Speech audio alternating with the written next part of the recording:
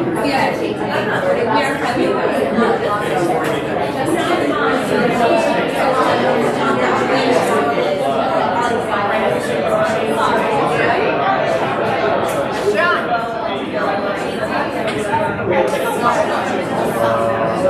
good evening, everyone. I think we'll go ahead and get started. Trying to give just a little bit of extra time. I know 5:30 was tough for Friday, but we want to go ahead and get started. So it's my pleasure to welcome everyone for this evening's roundtable. I think the presence here is indicative of the fact that we all recognize how difficult the last couple of weeks have been in terms of the social media threats, in terms of what has transpired in reaction, and we know there's very strong feelings on behalf of everyone. The reason that we wanted to bring everyone together tonight was to have that opportunity to listen, that opportunity for us to reflect, for an opportunity for us all to share, to see what the path forward needs to be. We know that there were some things that we definitely want to address, there's things that we want to do better, and we always strive to be better. I'd love to be able to stand before you tonight and say this will never happen again, but I don't think that's the reality of the world that we live in. And the more that we can do to prepare, the better that will be when we have to react the next time. Your presence here is also an indicator to us tonight that you all want to be heard. That is a primary focus for us tonight, to hear, to reflect, to listen. And we will take all of that, synthesize those thoughts that come to us tonight, and let that be reflected in our action planning moving forward. As part of our process tonight, we've invited our facilitator to be with us to help us get through some guiding questions. And I'm proud now to introduce Alyssa Turberry from Capital Region BOCES, who's going to help facilitate some of the questions for this evening and be able to guide us through the conversation to get to a good place. So without further ado, Alyssa, I'm going to turn it over to you. All right, thank you. Can everyone hear me okay? Awesome. So thanks for having me. Thanks for being here. It's a really wonderful thing that you're doing, taking time out of your Friday evening to come and talk with your peers, with your Goshen school community. My name is Alyssa Turberry. I'm a communication specialist with BOCES. I'm not an employee of the Goshen Central School District. I'm not affiliated with the district in any way. So my role here tonight is to really be impartial, be objective, and make sure that everyone in this room is heard. So that's why we're kind of grouped closely tonight, right? That's why we have name tags, so I can call on you and ask you if you want to be heard today. Like Dr. Coates said, the purpose of tonight's discussion is to hear everyone's point of view, right? We're not here to persuade, argue, or convince. We're just here tonight to share what is on our hearts and minds. And while we're not going to come to any definitive conclusions tonight or make any decisions tonight, we're all going to leave with a better understanding of how one another in this room is feeling, right? So my role here is to be a guide. And before we get started, I just want to go over a couple of ground rules. I know it's really, really harsh. I don't mean it to sound so harsh, but here they are. The discussion tonight, we're going to stay focused at the topic at hand, which is social media and school safety. Everyone here is encouraged to participate, and no single person should dominate the conversation. So I'm going to do my best to keep things flowing, okay? One person will speak at a time on mic here. So I'm going to ask that you refrain from any side conversations. And finally, just do your best tonight to understand and empathize with where the other person is coming from. Does that sound good? Does the rules sound okay? Okay. So with that, we all agree. I'm going to go ahead and get started. You have your agenda. You have your questions right in front of you. I'm going to stick to those 3 questions, very open-ended. And I'm just going to go around and make sure that everyone is heard. If you're waiting for me, if I'm not coming to you, just go ahead and raise your hand and I'll do my best to get to you. And that's it. You have water bottles, you have candy. We're all set? All right, so here we go. First question. What are the characteristics of a safe and productive school learning environment? Whoever wants to kick it off, feel free.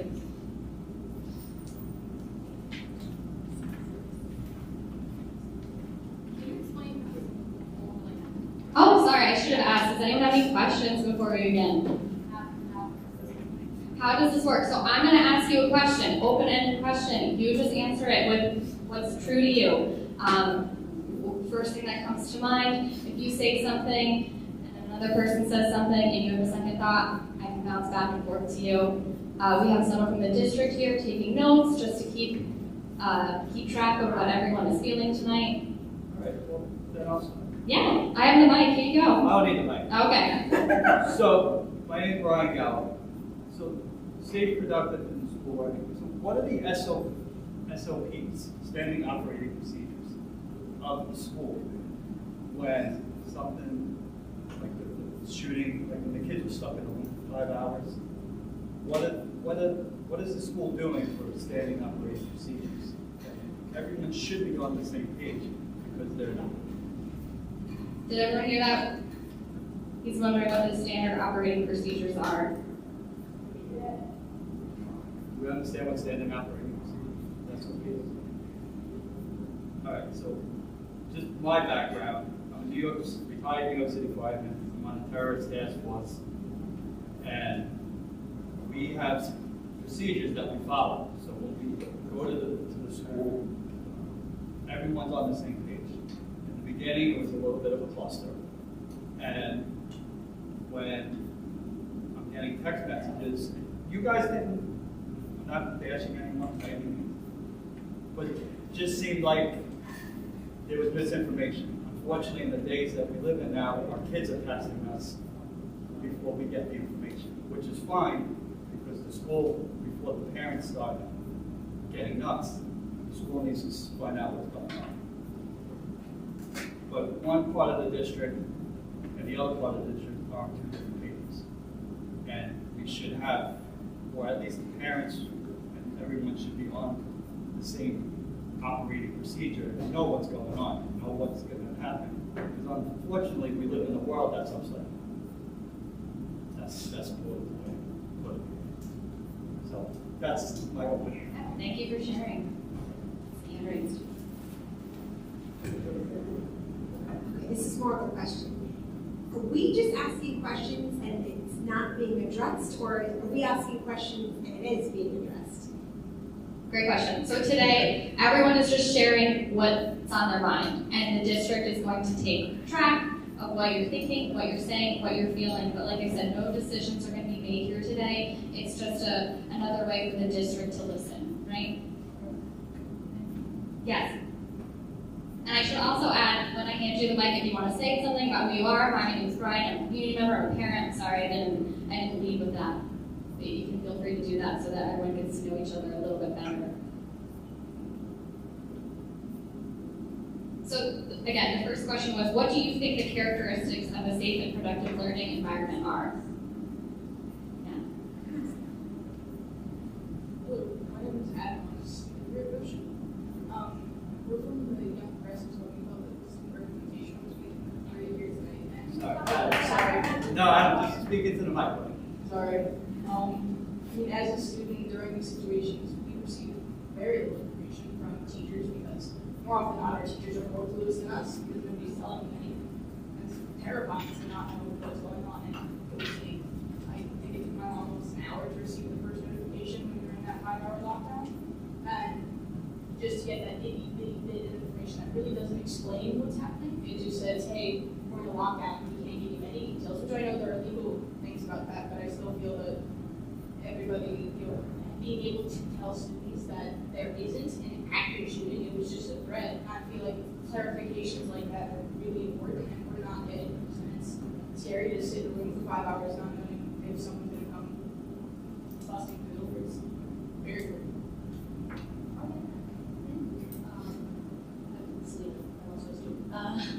During the lockdowns, my teachers had no idea what was happening as well. And my parents, one of them lives out of state, were finding out before any of my teachers were and texting me, which I thought was slightly concerning. Okay, so far what I'm hearing is immediate communication, sharing the details that you can hear or that you can know as soon as possible. Feel free to add on. No, I think it's great that there are students here. I commend you on that because I'm a parent. I'll start there. My name's Tara. I'm a parent. I have a son in the high school and I have a son in Cedar Butler. And I agree with you on the lack of communication. My son is actually taking a test at that time, and the teacher said to them, "Oh, don't worry about it. It's probably a medical thing that's happening right now." And that was the first time for him being a student here in the high school that something like that had happened for him, and he just couldn't get past it at that point, which is causing him a lot of anxiety, not knowing what was happening. At the same time, ironically, that the first time it was happening here at the high school, I happened to be in C.J. Hooker at a meeting with a lot of what I would consider like crisis team over at C.J. Hooker. And I had said to them, I'm sorry, I'm not going to be really, I'm paying attention, and at the same time, I'm texting Sean for everything that's going on in the high school right now. And all those people at the table said to me, what's going on in the high school right now? I was floored that the information of what was happening at the high school was not communicated to C.J. Hooker, especially because I was with psychologists, special education, social workers. Like, I was with what I would consider the crisis team. Along the same lines of the lack of communication with students, when the fire happened at C.J. Hooker, if a student didn't have a cell phone, those kids on the buses did not know what was happening at that time. And in fact, when I picked my middle schooler up, he still wasn't really sure what happened at the school. And it just needed to be told to the kids in a reassuring way. On the flip side, when students here in the high school were logging on to their Chromebooks, some of their homepage is the Goshen homepage, and they saw it show up on the notification on there, fire at middle school.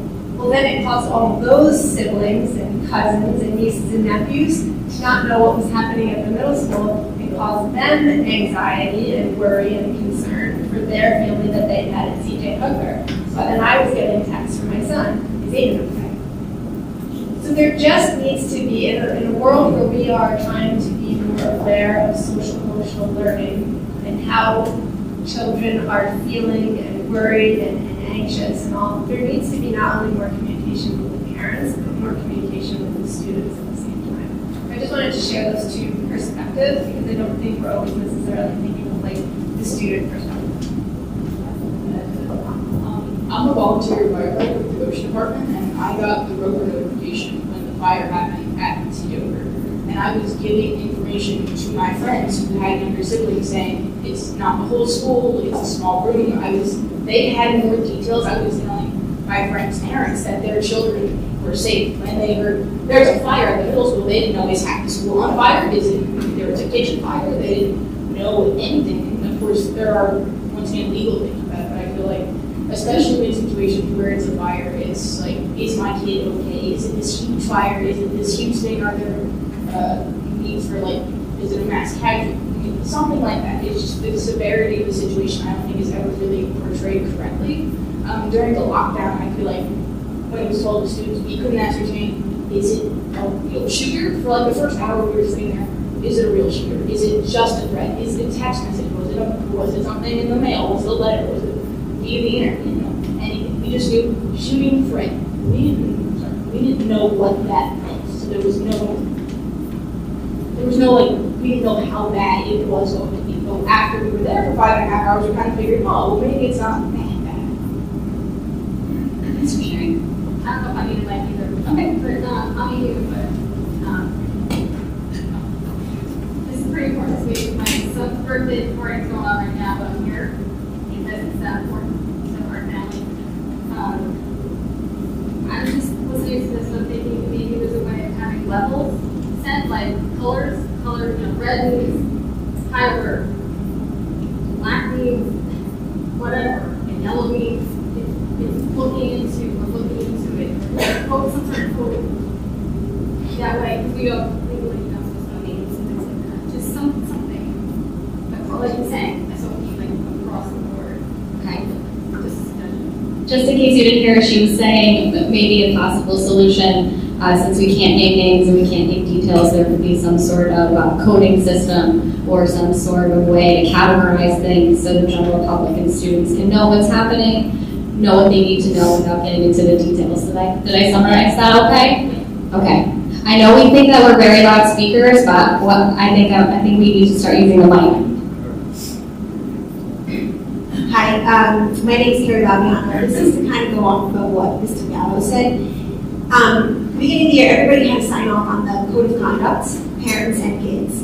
And one of the things it says, students have rights. So I would like to know, how are we protecting the student's right to be in, how are we protecting the student's right that will be safe, orderly, and purposeful in gain in education? When they're in a holding place all day long, there is no purposeful education. Twice that's happened. Last year, there was issues, again, a holding place for medical reasons. If we have a code of conduct that we're signing off on, there should be accountability for these kids to get the education. That is a right. It's not a privilege, it is not. It's a right based on the code of conduct. Anyone we haven't heard from want to talk about characteristics for a safe and productive school building? Yeah? I kind of want to double down with Brian, right? Yeah. My name's, Are you sure? yeah. My name's Justin Ramsey. I have 2 daughters in the school system, one in CJFR, one in GIS. I'm an active law enforcement. I'm a cop in the city. I'm a tactical trainer. So I'm part of that unit that goes in for active shooters and mass casualty incidents. We train for it all the time. So the question I have is, and this really struck home with me, is that on the night when something happened, I don't know, was that a bomb threat or something along those lines, I couldn't find my daughter. That is a huge problem, right? So, as far as the SOP is concerned, where's the staging area for the parents to come and find their kids, right? Where is the illustration to say, okay, I have 10 kids that are assigned to me. Where's the enumeration system to know where these kids go, right? I show up to a room, they're not there. What am I thinking? And I'm getting no information as this goes on. I'm hearing from other parents. That is a huge problem. I understand the need to not necessarily disseminate a lot of information. We deal with that a lot in the city. We cannot give out too much information, right? Because you'll have mass panic. I understand. But if we can know about a snowstorm at 5 a.m. by a phone call, why can't we know about a fire that's in a room? Why are our kids in a bus for 2 hours figuring out what to do? In all honesty, let's be honest here. This is a great school. We're talking about safety in the school and the environment of the school. We're all taxpayers here. I think we put enough trust in that our kids' needs are being met, right? But part of my language, when the shit goes south, what are you ready for? Are you ready for that moment that, okay, now the button gets hit, now I'm going to try and figure out what to do? Impossible. So maybe parents need to be, maybe we need to be a little bit more informed as opposed to just hearing that our kids go through a lockdown procedure, right? Like I'm taking a look at the windows there, right? Are all the classroom doors, do they have windows like that? Or can you see into them in a big, like 3x5 square?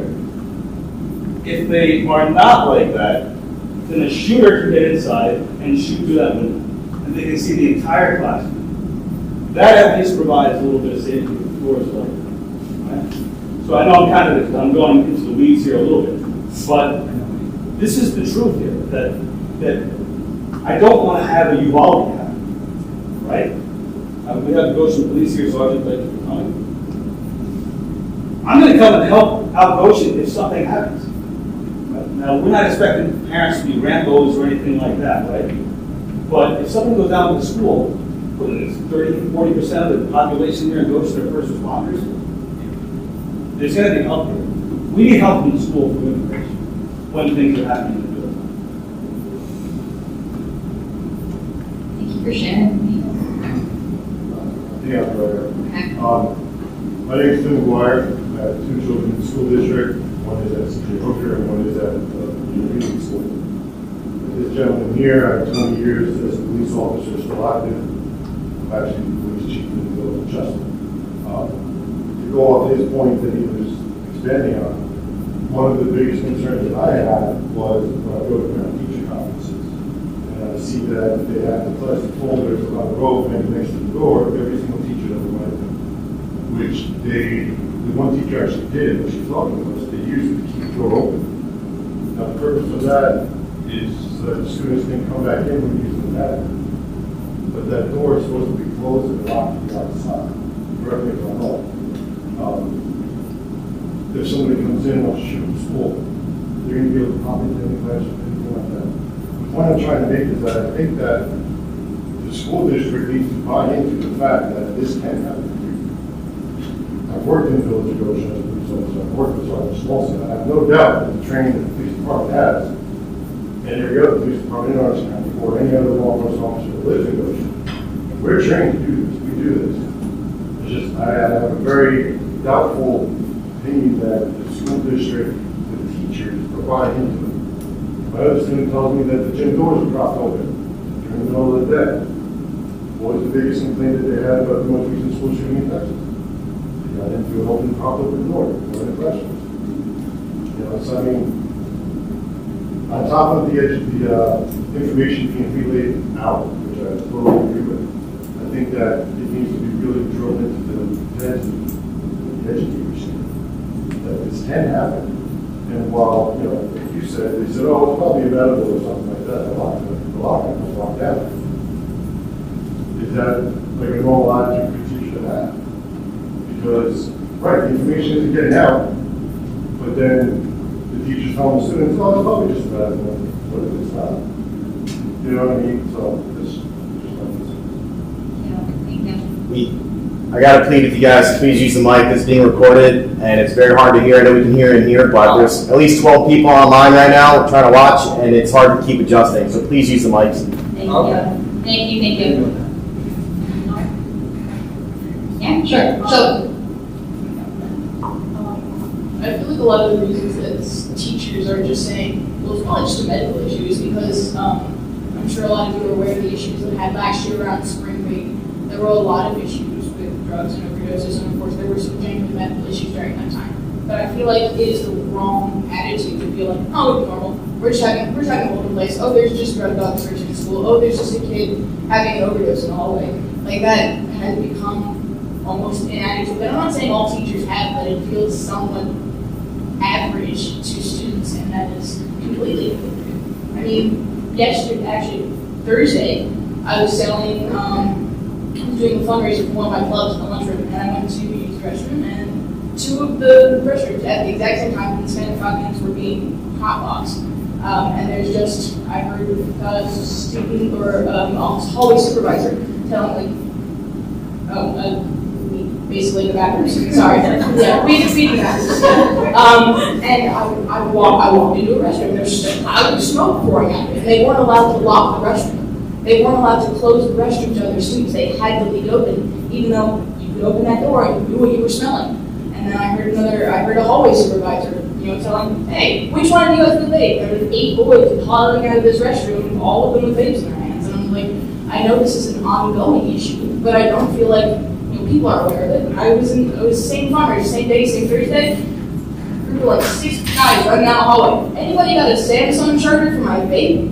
Constantly just screaming at like teachers, supervisors in the hallway, and nobody did anything. It was normal. It was okay. And that is not conducive to my environment. I feel like if there are kids and I'm just constantly smelling hot down the halls, and there's been a lot of instances of parts that I don't appreciate recently, but there's just this whole thing that is not being taken seriously, whether it is drug issues, whether it is just general tomfoolery, I guess, that just does not allow me to learn and feel safe while living. Thank you. Okay, so far we've talked about prioritizing internal communication, external communication, sharing immediate details, the things that the public can know, revisiting crisis procedures, standard operating procedures, and addressing issues from the tomfoolery to the more serious. So that's where we're at so far. Thank you. My name is Billy Castloy. I am a board member, but I'm speaking as a parent, and I'm an administrator in another district. And just thinking about it, I guess one of the things that I would just like to put out there is the possibility of doing security audits. I There are companies out there that will come in and they will assess the building. They'll go through, they'll take a look at security, they'll make recommendations to the school district based upon the doors, the glasses, people in the building, where the doors are propped open. So that might be something that the district would like to look at down the road, just to see if we could benefit from it.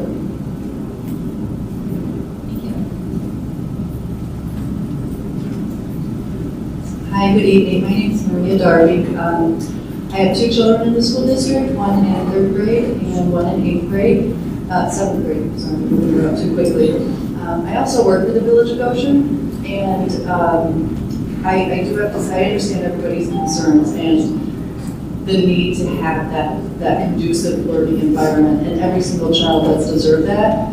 I do think just generally without these things happening, I would say that I feel safe, or have felt safe with my children in the school.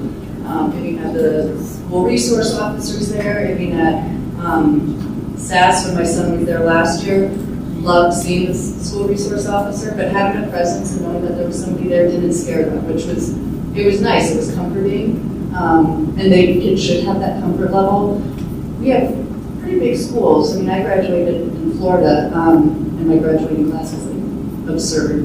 It was a lot of people. So I think this is a little smaller, but I also think we have to look at kids and homes and families. The schools can do so much, and there's a lot more that I think we can all do. Kids have to sign the code of conduct. I mean, it's, how many of you just signed it for your kids, or did anybody actually read the whole thing? There just has to be additional accountability. I mean, I do feel safe here in Goshen. Things happen everywhere. And I mean, as a community, I think we have to see what it is that we can do. Are there certain signs where the kids can be identified, and maybe every single one can't be, but I've heard that, so-and-so may have had some troubles, or they just moved here, or, I think it's such a huge issue. I don't know what the solution is, but I hear everybody's concerns. I get it, but I want to say overall, I do feel safe. I think it's sad and scary, and not knowing is the absolute worst. I'm sure it sounds like everybody in this room had experience with the school dance, or with the fire, or with the hold-in places, or with the overdoses last year. It is an awful feeling. And then what it's doing to our kids, and we want them to feel safe. So I don't know the solution. I give credit to the police department and to the school district, because they say it takes a village, and it sounds so cheesy, but it really does. We all have to. I mean, I thought there were going to be so many people here. I really did. And honestly, I know some of you just kind of, because I've seen you, but I don't have anyone like my friends. Nobody signed up, it's just wild to me. There's how many emails were sent out, even though I was late. So I just, I want to give credit where credit's due, because they do a lot of training. The PD does a ton of training. The chief takes it very seriously. With all of the different hold-in-place drills. And Hillary told me, he goes, hold-in-place drills are like the new norm. He's like, we have, when CJ Hooker with the fire. So I just wanted to address that first question. Does anyone have anything to add or expand on to Maria's point about community and accountability? For me, I think one of the changes that needs to be made is that the children's mental health needs to be considered. It is vastly under, I don't even know what the word is that I'd like to use. The children that were placed in the auditorium during the hold-in place sat there with their backpacks and their phones, and those kids sat there going, is there a gun in this room? Nobody knows if there's a gun in this room. So what day was it, that the drug search was done?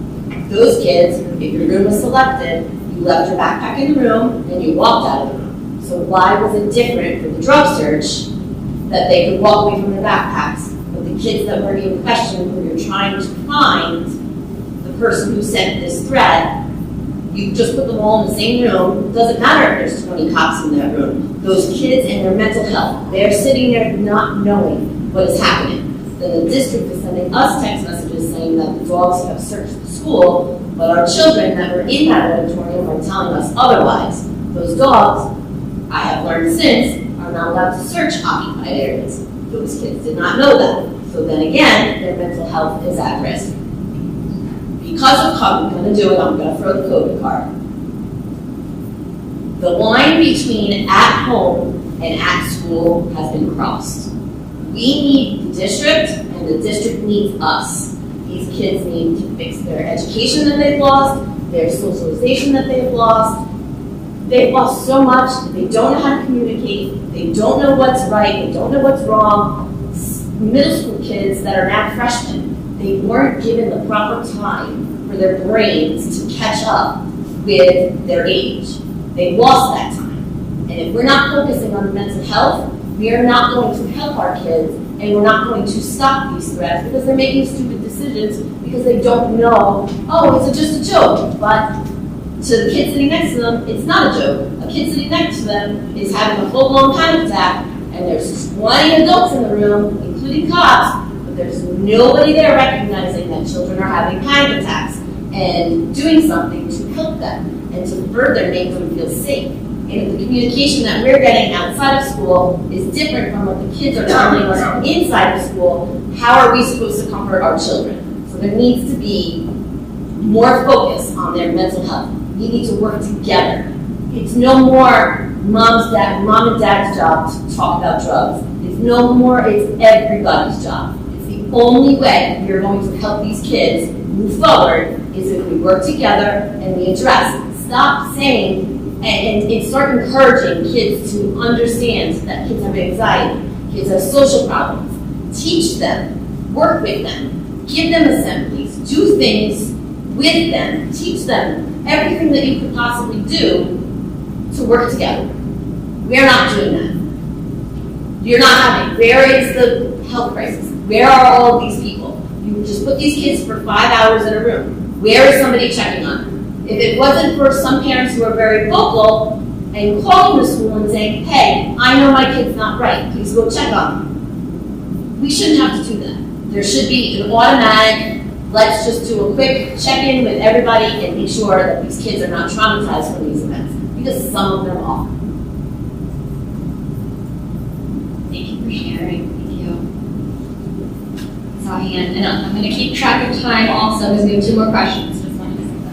Just along the lines of what everybody's been saying about the students, one of the things that I think would be valuable for the students and quite frankly parents is to learn about the consequences. And I'm not just saying about being the suspensions or the ISS, but some students and some kids, and even my own, but after some certain things have happened in the school in the past couple of weeks, and it's opened up conversations in our house about things. You know, my husband works at a college.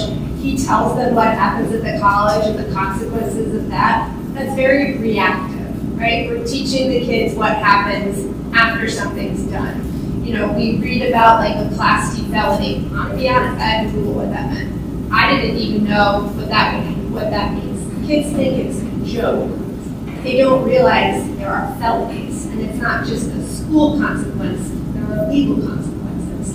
And so if there are types of presentations, maybe that doesn't exist, and maybe that's something we have to create ourselves. We have, how many, did you say 40% of Goshen? But let's just say, we have a large percent. We also have a large percent of lawyers in our school district. We have judges in our school district, right? We have resources that we can pull from to create a presentation for families, for kids, for parents, so that we can teach them. This is what happens with, if you do these TikTok challenges. This is what happens if you send out Snapchats. This is what happens because some of these kids don't realize the long ramifications. That if you have a legal thing happen to you in high school, that can follow you. Like, they need to hear from examples of, I'm sure there's people willing to talk about the dumb thing they did when they're 14 and how it's affecting them when they're 25, right? Like, those kind of things the kids need to be aware of and learn.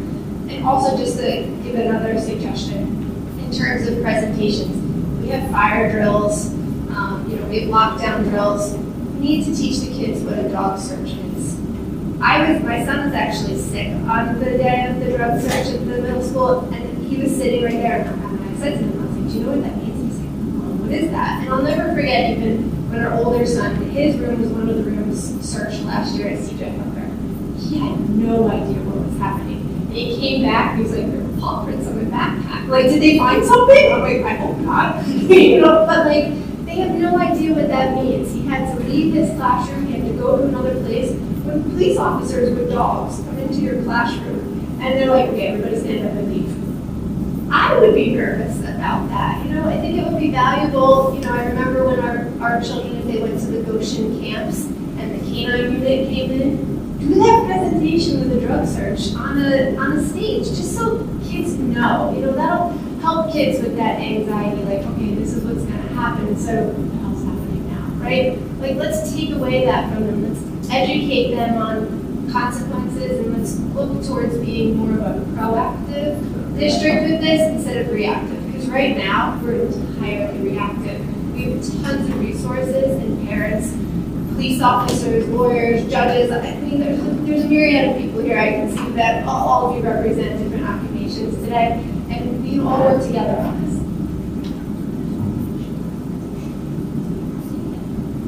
My name is Shannon Johnson.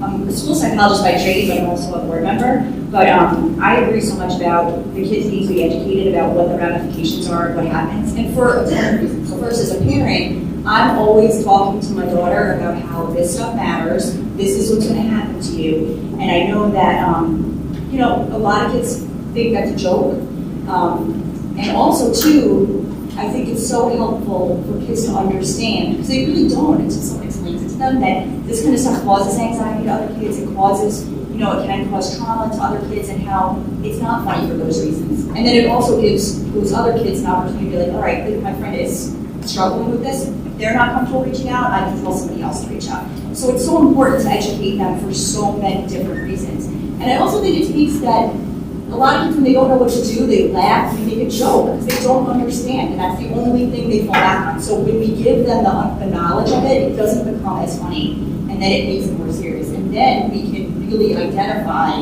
if hopefully there never will be a real threat, but that's what happens. We become so lax because it becomes so casual that, God forbid, no one takes anything seriously because we're so, immune to it. But that's just really what I said. I just think that it's so important that they really get educated about what you're risking, what's going to happen to you, and what you're doing to your friends and the people that you care about to the school. Yeah, I just wanted to piggyback that's what to piggyback off of the code of conduct. Is there a way we can make the code of conduct like idiot-proof? It's nothing. Okay. Then why are we having our kids sign something saying we agree to X, Y, and Z? But like we need to have it, especially for kids who have trouble reading, special ed, things like that. When you put some packet in front of them, I can't make sense of it. It's how do we say you have to follow these rules if we don't even understand exactly what these rules are? What code of conduct? Yeah, exactly. Let's do it. Because otherwise, these kids are going to continue to do bad things or whatever else, or things they didn't know were bad and get in trouble for things they didn't realize they got in trouble for. So, like, can you prove the code of conduct? I guess there's just no way to do it, which is unfortunate. But why can't we? Not you, but like. Why can't we? And thank you, police officers. Thank you. Thank you. Okay, I'm going to go over here, and then I'll go to you, and then I think we'll move on to the second question, okay? Just to piggyback on what some of the other comments were, I think assemblies just sounds perfect. I know it's going to be extra work. I know it's almost like building a whole new curriculum, but kids, I would imagine, probably go to auditoriums and just sit there and maybe goof off, but then there has to be some type of follow-up where like kids really understand. Maybe they have to go home and they have to share a paragraph of summarize what it is that you've learned. So it could be on mental health. My family, fortunately or unfortunately, we're very big into mental health. It's not something that's frowned upon in our household. We talk about it, we talk about feelings, we talk about anxiety, we talk, depression, and whether it is or if it's not. But some other kids don't. It's like a bad word with mental health as an example. But to have something about repercussions if you do one of these ridiculous TikTok challenges, having a phone is it's not it's a privilege. It's not a requirement. We're not all required to give our kids this. It's just something that we do. But I think that would be incredible at all of the schools. I understand Scotchtown, you're dealing with, itty bitties, but you tailor it for each age group. And you can have people come in from the community to talk about what they did, but there has to be, it's not just them going, there has to be a way that it's sinking in so they understand that they are going to, they could go to juvie. What is juvie? What does that mean? Then they might hear, they're underage, so it's a sealed record till, they're 18 and but what does that all mean? I think these kids just need to be informed, and I know everything's out on the internet, but for the schools to do it, and then maybe to save all the teachers from going and grading things or looking at paperwork, have it signed off on by a parent. That could be a start, to have some type of accountability and understanding for all these really important topics.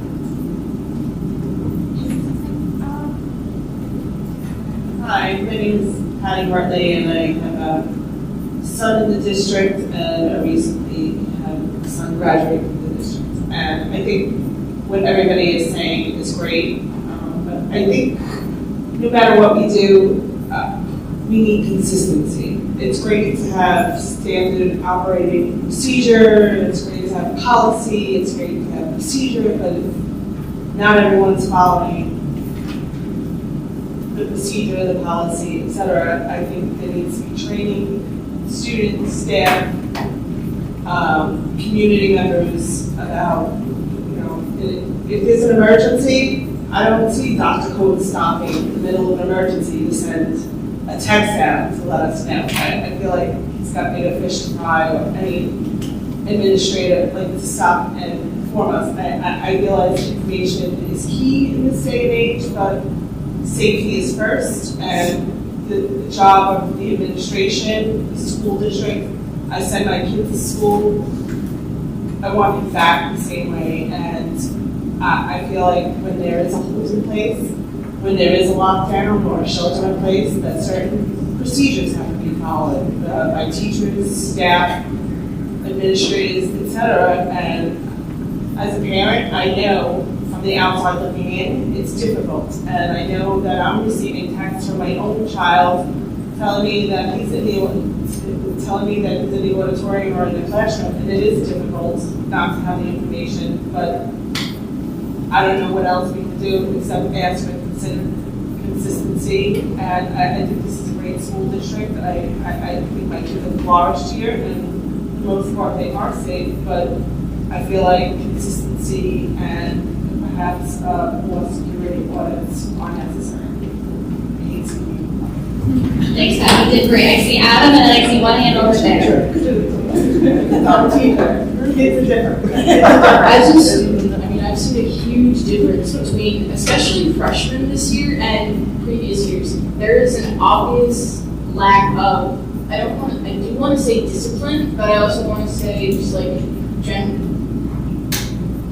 maturity too. These kids lost out on probably two of the most vital years of them learning how to monitor their own studies, how to manage their own grades, how to interact with other people, and they did it all through a computer. That severely diminishes your ability to put down yourself and talk to someone. I volunteer helping out in some freshman classes, and I'm seeing a blatant disrespect of teachers, but I'm also seeing these kids don't understand consequences. They don't think consequences are real. I think to them, these threats that have been happening are the equivalent of like pulling the fire alarm. It's a show of power. It's a show of, I can do this and nothing's going to happen because nobody's going to figure out it's me. And I feel like being able to, almost make an example out of it when this does happen, having real consequences is really important. From what I heard from a majority of students as well as the student herself, who posted the reason we had that lockdown was the short one for the Snapchat. That girl got her phone back from her parents the same day. She got sent home, and I think she got charged, she got sent home, and she had her phone back in her hand, and she was telling kids exactly what she did. And it's a combination on schools, it's on parents, we need to learn how discipline should work, and that, yes, there are real consequences, and I think having those presentations, being able to show kids that this will follow you for the rest of your life, and it's not just something that's going to walk and say, like, hey, you got lunch detention in middle school? That's different than sending a bomb threat as a senior in high school. It's a huge difference, and they had consequences in 6th grade, and then there was COVID during 7th grade, and 8th grade, now they're freshmen, and they think they're going to have the same consequences as they did when they would live in 6th grade. Thank you. All right, I'm seeing a lot of head nods, and I'm seeing a lot of you taking notes for the next question. So we're gonna let Danielle talk, and then I'm gonna move on to the second question. Okay? Hi, I'm Danielle Mancuso. I have 3 children in the district. I just kind of wanted to talk about this assembly thinking, and I understand the reason behind it, and everybody thinks it's a great idea. And to a certain extent, it is because it does give the children information. But I don't think that kids really get it. They're not going to get it sitting in a seated auditorium. I can tell you as a child, I went to 1,000 auditoriums. Can I remember anything from any one of those times? No. I mean, maybe a performance of Cats or something, but I don't remember any message. And I grew up in Brooklyn during the time where, we had DARE programs and all different crazy things, and I don't remember any of it. What I do remember is my father was a narcotics detective, and he came home every Friday, like clockwork, and he had blown up life-size posters of drug addicts that he went to a crime scene and found them dead, gangrene, needles still in their arms. And he took those pictures home, and he showed them to us. And literally, I would wake up in the morning and look, and there would be a life-size picture of a dead junkie next to my bed. And my brother's the same thing. And I can tell you that I remember those. I can tell you right now, 3 or 4 of them, I remember seeing them. And I think those are the messages, maybe not to that extreme, but that's what we want to show our kids and tell our kids. Junkies aren't always, people that you see in the Port Authority bus terminal. They can be your next door neighbor. They can be a kid who sits next to you in math class. They can be normal people today and look different tomorrow. I think that when you put, let's say it's 500 children in an auditorium and you have a speaker up there talking, even if it is an adult that's talking about their high school experience, it's so far removed from these children, they're not getting the same message that we think that they're getting. I think that if you're going to think about talking and educating children on drugs, on guns, on violence, on mental health, on any of that, you need to do it in smaller groups where they'll feel comfortable raising their hand and asking a question and talking about their feelings. Because you put them in an auditorium with all of their friends and 300 other kids, and maybe the girl that my son has a crush on or whatever, he's not going to ask a question. He came home one day and said to me, I saw on the internet they have this bulletproof covering that you put inside your book bag. And you're supposed to use it in case of an active shooter is in your classroom to shield yourself from a bullet. He said, do you think I should get one? It's like $150. And I said, no, I don't think you should get one. I mean, honestly, what are the odds that you're going to be in a situation where you're going to have your book bag by you anyway to cover you? But that's what he's thinking about. He's not thinking about what PlayStation game he should put on his Christmas list. He's wondering if he should spend the money that he works for on a bulletproof book bag. So I think he has real questions in his head, and we do our best to answer them. But I don't know if my answers are actually the same answers that the school is giving, or that his teacher is giving, or that he's hearing from another child. So it does go back to consistency. We all have to have the same story, and we all have to pretty much agree on the best way to teach them and the best way for them to learn and feel safe and be comfortable. And I can't say that I know what it is, but and I've said this before, I went to school where we had metal detectors. My book bag went through an x-ray machine. We had random searches. There was a wand every day that went down me to make sure I wasn't bringing anything into the school. And it sounds crazy, and it sounds like there are a lot of people that are going to say, you don't need that in Goshen, not in Goshen, but unfortunately, everybody needs it in every town, because there isn't a town here that's not going to have the same problem at some point. I mean, we're all dealing with the same problem everywhere. So, at the last meeting, I had said also, would it be so bad to have canine dogs just kind of patrolling, just so that the kids can see that there is a dog that does that, that's out there, that just in case, maybe this morning, I would decide not to put those drugs in my pocket, maybe not bring it to school. So I guess at the end of this long rant, I'm just kind of saying that auditorium, the assemblies are great, but I just don't think it's going to reach the child the way we want it to. So I would say, I think we need to work on smaller efforts. I'll volunteer. Tell me what you want me to do. I'll get up there and talk to anybody. Listen, we're adults. We all went through high school. Some of us went to college. We all know the drug scene. We know what it's about. We know why people do it. We all have experiences, If it means that we need a panel of parents, a panel of kids, whoever, just get people together. Start talking. Stop thinking that it can't happen here, that it's not happening next door, to the kid next door, to the family next door. It's here. It's here. Thank you. Thank you. Before we move on to question 2, I just want to say that you all are doing a great job. I really appreciate everyone saying what's on their minds. I know it's hard. My voice is shaking, and I'm not even answering these questions. So I just want to say I really, really appreciate it. So we're going to move on to question 2. Before I do that, I also want to say we have 2 district representatives here that are taking notes so that they can make informed decisions. So I don't want any of you to feel like you're just talking to nothing, right? You're like, who is this girl? Trust me. They're taking down your notes, and they're gonna take those into consideration. So I see a lot of you have taken notes for question 2, so we're gonna get right into it. Question number 2: what do you value most about district and school communication? Who wants to kick it off? You, sir. Right. So one comment kind of more applies to day-to-day operations with communication. And as the school district and the school team communicate often through social media. And I've had some concerns about kind of how they respect student privacy and personal information. I think the school district has Twitter, Facebook, Instagram, and then TikTok now recently. And as examples, you'll have students of kids, pictures of students as young as 4 or 5. You'll have their photo, you'll have their full name, you'll have the teacher the class that they're in, and then the school they go to. This is on a public website. It's not filtered in a way, and you can see it's been shared 10 plus times. And who knows what kind of agency. Other examples too is, I guess some teachers have professional social media accounts where during the school day they'll take photos of students and post them, or take selfies with students, again with their personal identifying information under the photo. And in some cases will tag students' own social media accounts to the photo.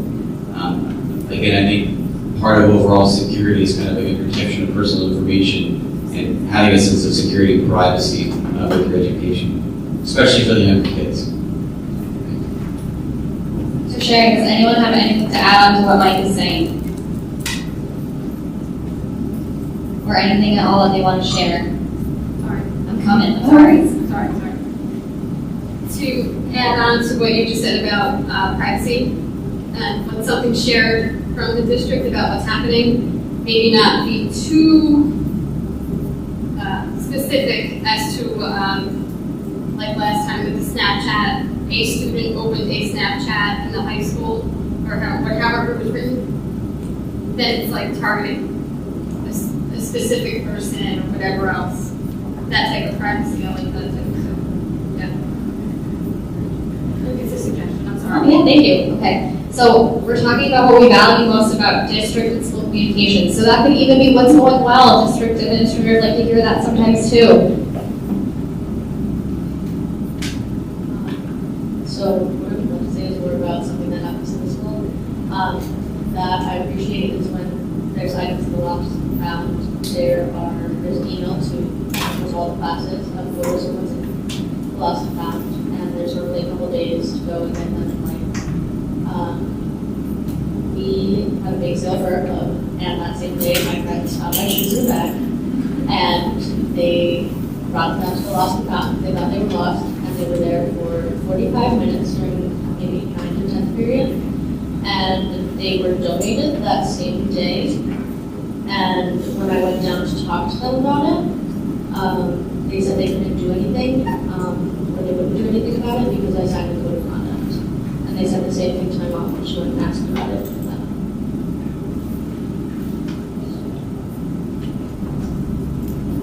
Anyone else?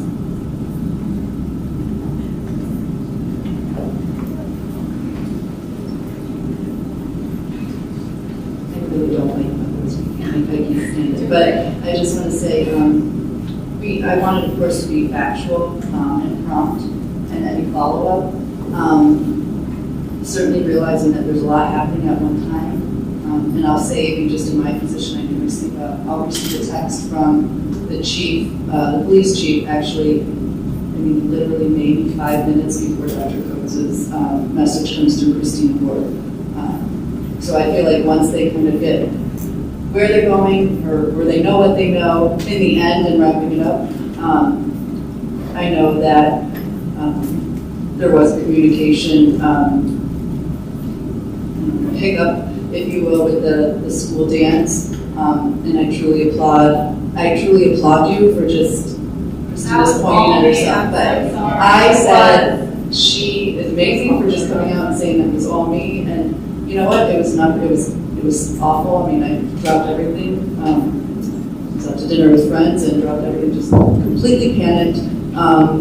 She just owned up to it, and we moved on, and you learn from it. And I bet going forward, anything she sends out, she makes sure that she sends like a test one out type of thing. I don't know how it works, but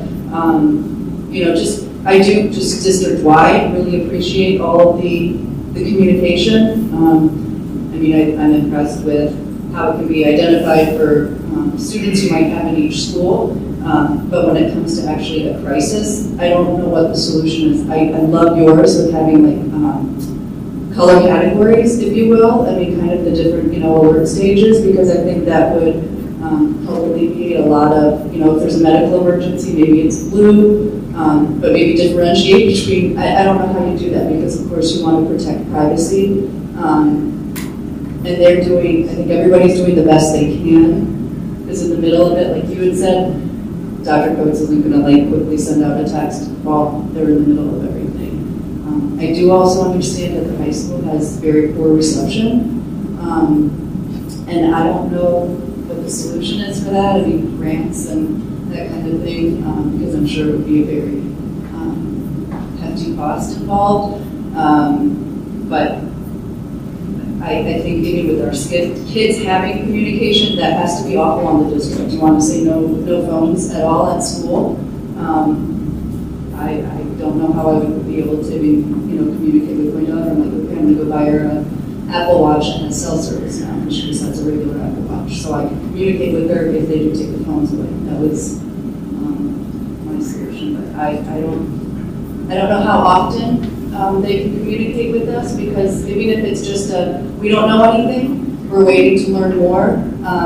We have the kids safe, and it's hard to do, but it makes everybody feel a little bit more comfortable.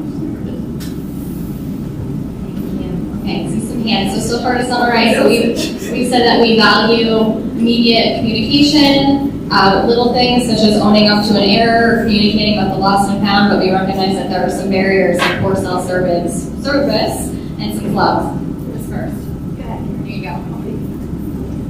Hi again. So I know the question is, what do you value most about the district and school communication? So I have 3 kids in 3 buildings, and my youngest is in GIS, and I appreciate the newsletter that Dr. Wentworth sends out. I think it's appropriate for the building, great communication.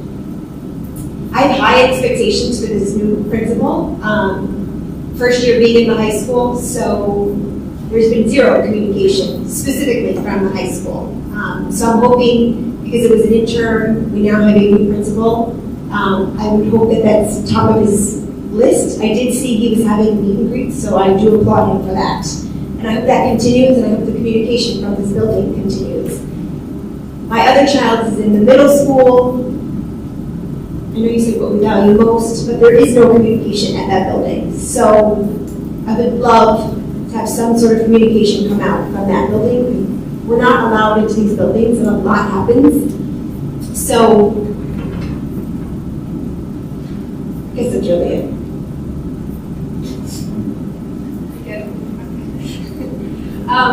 Just to piggyback off of the value, I do value the communication that is in the district, but I think along the lines of consistency across the buildings, I feel like sometimes the district is United Nations, meaning each building is its own separate country, and then they just get together instead of us being one country.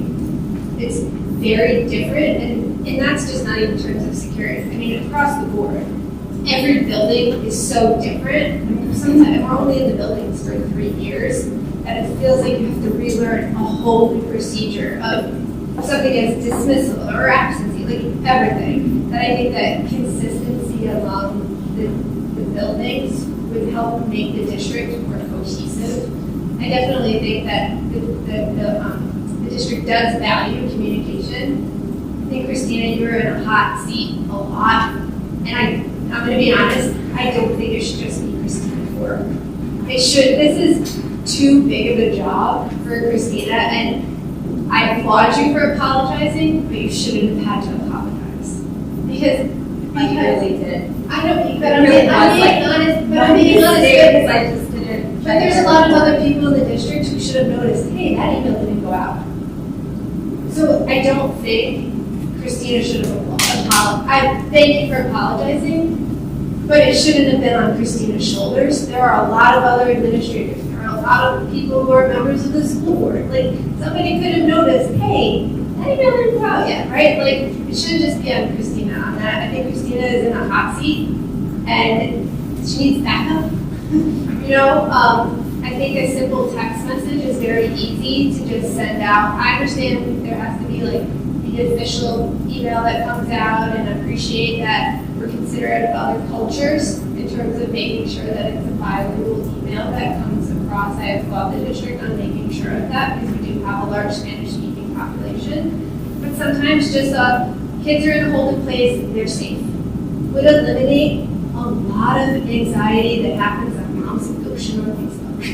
Right? Like, y'all know that, to be honest, sometimes that is the main news source than anything else is Facebook. And I found this out, or friends have friends who work in the district, and so friends are finding out from teachers inside, right? Like, if we just know from the district the kids are safe, that will alleviate a lot of concern on there.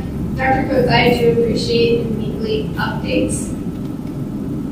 Sometimes they miss some things that happen during the week, and maybe not that you want to necessarily have to talk about, the things that have happened in terms of Snapchat and things of that. But sometimes if it's not mentioned in the weekly update, you're kind of like, we sound like a good district, but there are some concerns going on. That just, it would be not that your weekly updates aren't honest, but a little bit more open and truthful, I think would just be appreciated. But know that the weekly updates are great. And I would love to see your blooper reel. There has to be bloopers. But I do applaud the district on communication. I just think like there's always room for improvement. And along the lines of communication, like we said before, the communication with the kids themselves. Because they aren't supposed to have cell phones in the school, but they kind of need it. Our son doesn't have, we're in the same boat, our son doesn't have a phone in the middle school, but he's waiting for an Apple Watch underneath his Christmas tree, right? Like, because he had no idea on that bus what was happening inside, and I knew I couldn't get to him to tell him what was happening with the fire. As a student, perspective on phone policy, we are growing up very differently than any other generation, because we have pretty much all the information we could ever want at our fingertips, unless it's coming from another person, in which case we're waiting for a text message. But there's so much readily available to us, and I can agree with the fact that yes, it could be a distraction during class time. I've heard recommendations for like locking magnetic couches, and I know nearby school district, I forget if it's Chester or which one, they completely ban cell phones at all. Not even teachers are bringing them to school, and I believe that, poses a safety hazard. That poses a risk for safety. But I also feel like kids don't know how to put them down. Putting down cell phone is an amazing thing, especially during active instruction. I have to hear my English teachers so many times, every class period, put your phone away, put your phone away, put your phone away, and it's on loop. I feel like she needs to record herself and just get like a cassette tape constantly. It's all the time the same line, and I feel like there are options like some teachers have tried like shoe pouches hanging on the wall. Didn't work. Phones got stolen, never found. Students had to go out and buy new cell phones. But there are also options like little zipper pouches attached to desks where kids just put in like cell phones and headphones during active instruction. Because I feel like if we try and take cell phones away completely, or like lock them out of the classroom, it doesn't guarantee that these threats aren't going to happen. Kids can sneak in cell phones if there aren't metal detectors. Nobody's checking. Make sure you got a cell phone on you. Nobody's checking. So there's no way you can just ban cell phones completely. Someone will find a way to get one. And on top of that, I feel like I said, if you ban them just during class time completely, it makes hallways look good. If a kid, you can send a threat in the middle of the hallway, it doesn't matter if you're in class or not. And even if it's during class time, threats can come from the hallways, the kids are just walking around the halls. So I don't feel like banning phones is really an option with the current state of things, it's the world, how people are functioning now. But I feel like being able to restrict them by saying, hey, we have these pouches that are like, we actually talked about this during our club. We have these pouches that are stuck to your desk and they stay there. And it's a zipper pouch, so it's loud, it's got a bell on it or something like that. And you just put your phone in there and put your headphones in it during active instruction when there's teaching happening. And then it's like, hey, you're writing an essay, you put your earbuds in there. Hey, it's a study hall, or hey, it's your lunchtime, there are no bags, you don't have to put your phone anywhere.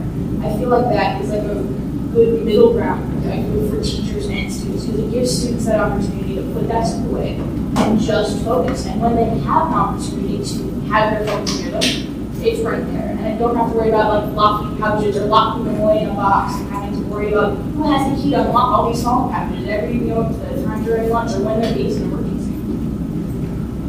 Thank you.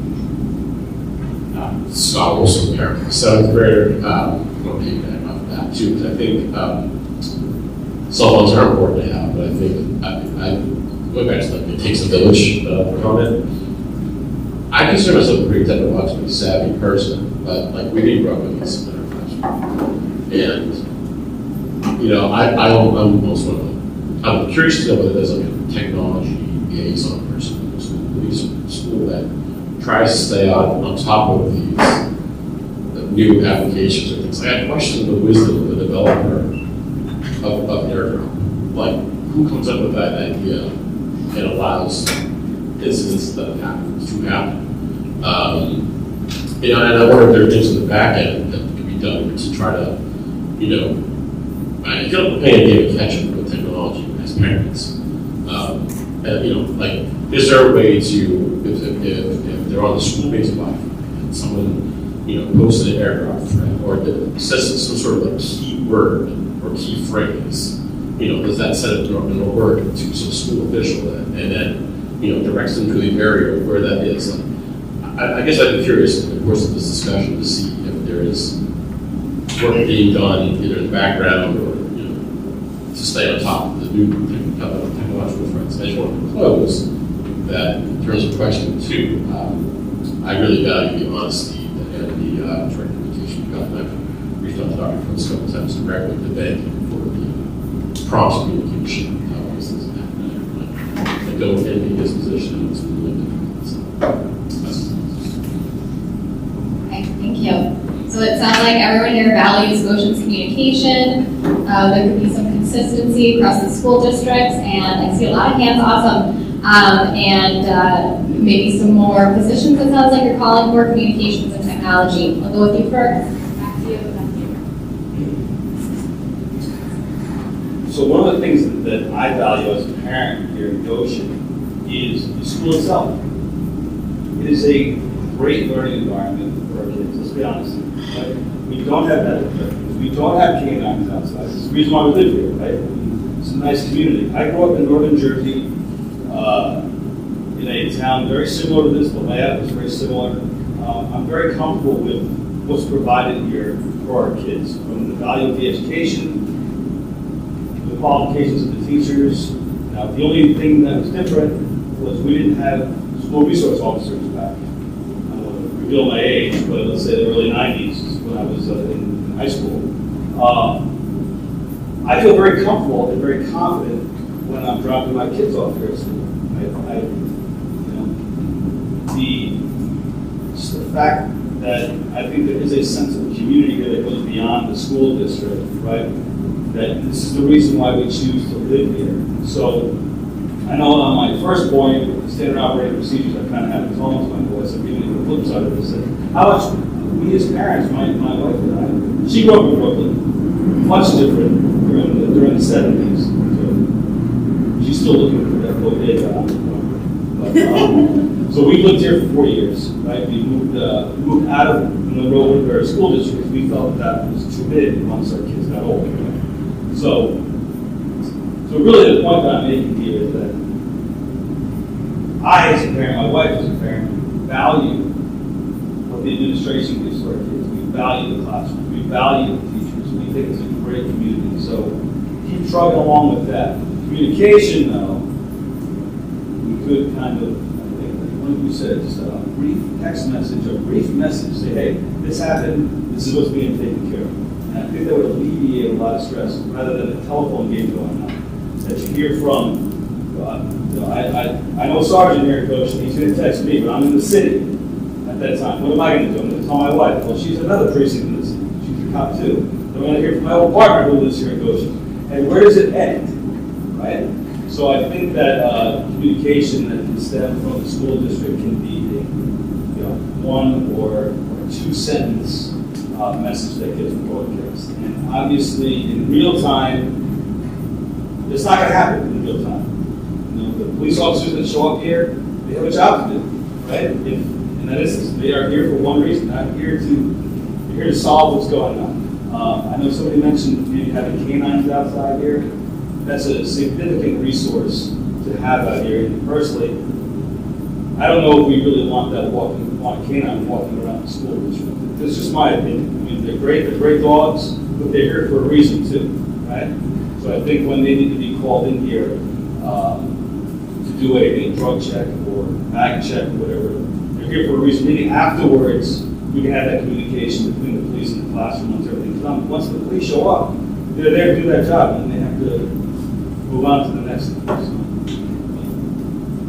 that's all it is.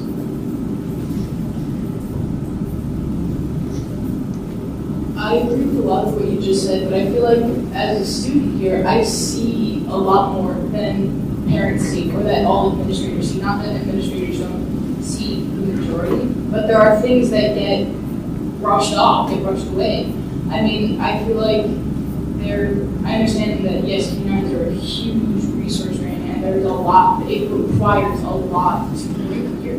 But I feel like it being more common, and just say, being more common, maybe less of like this total lockdown where we're picking every other classroom. To have one just kind of in the hallway every once in a while is not a bad thing. Like I said, 2 bathrooms, hot box, within space of 5 minutes happening just about every week. There's so much more that people aren't really seeing and realizing. I'll be honest, I sit next to a few kids who smell like skunk, and I don't think they were just running through the woods. There's a lot of things that happen that kind of just get brushed under the table from the student's perspective. My point actually wasn't to this, it was about what you had said about the phones. I don't know the point of the airdrops or who created that.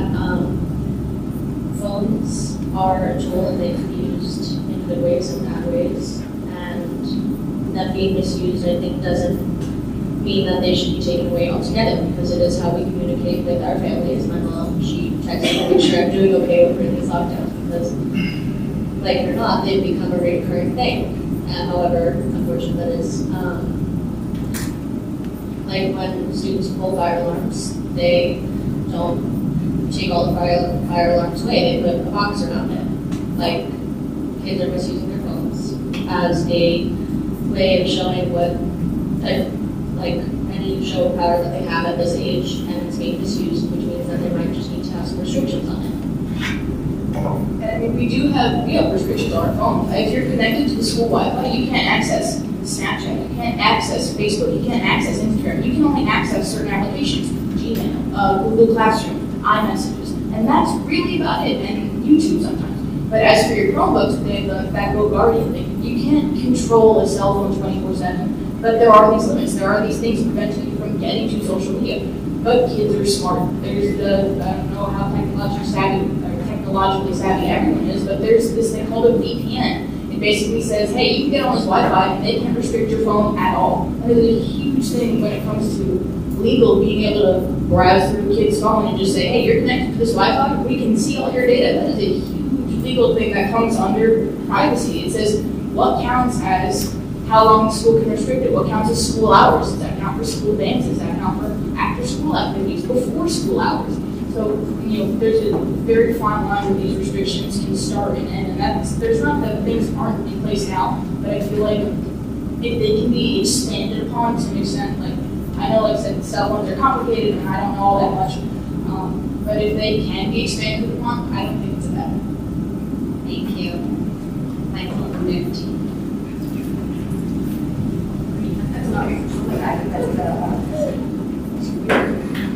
Hi, everybody.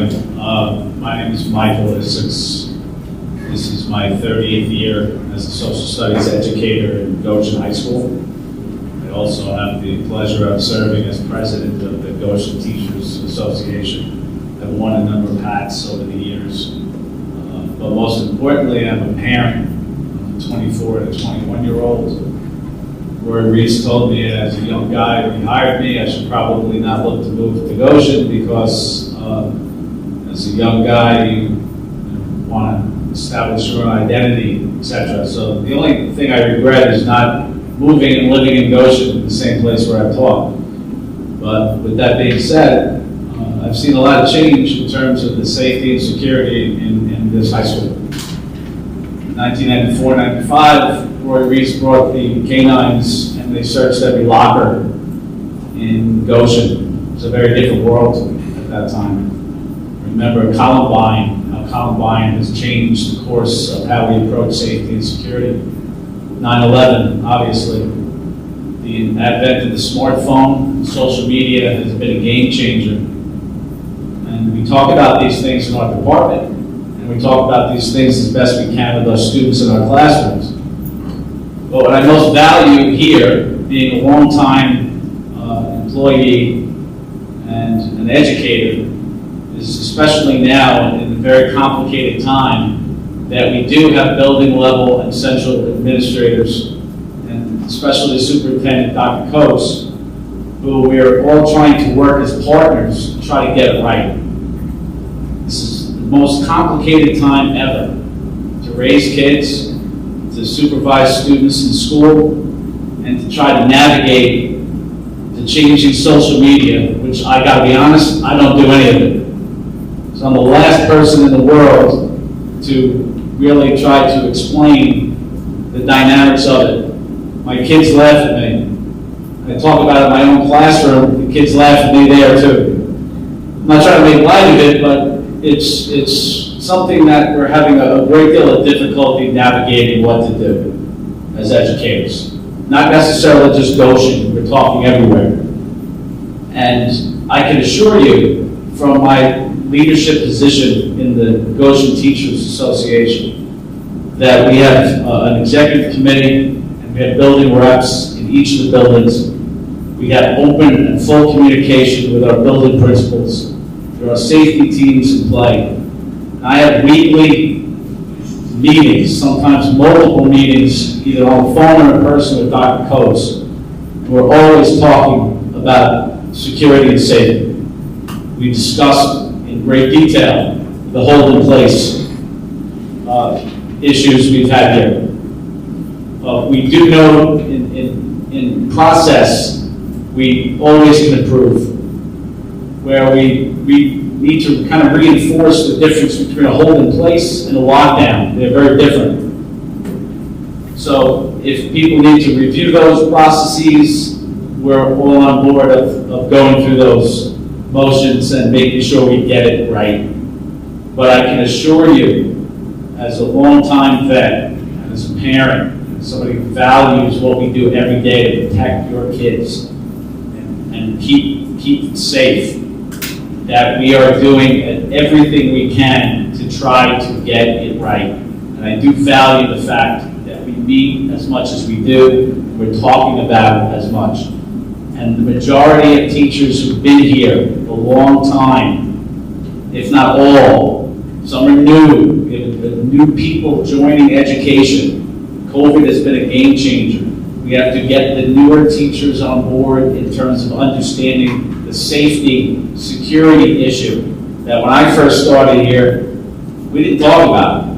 Roy Reese was, maintaining order in this high school. It was a different world.